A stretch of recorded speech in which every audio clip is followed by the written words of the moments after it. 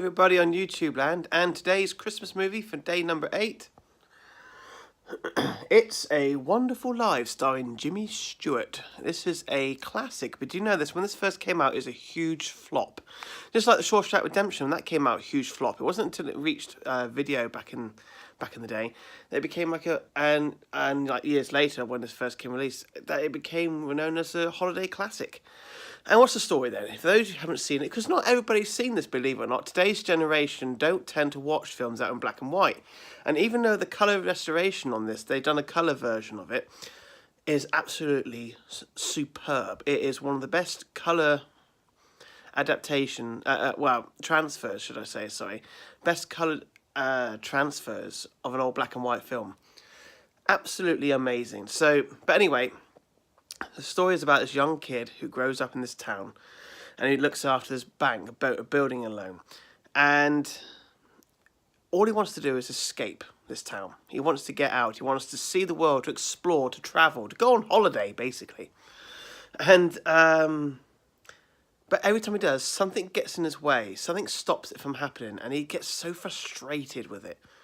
And he really just wants to get away. And every possible chance, something stops him. And one night, he's walking himself along a bridge and wants to kill himself. This is quite dark, believe it or not. And he goes to jump into the water, and this angel from God is sent down to save him, to help him.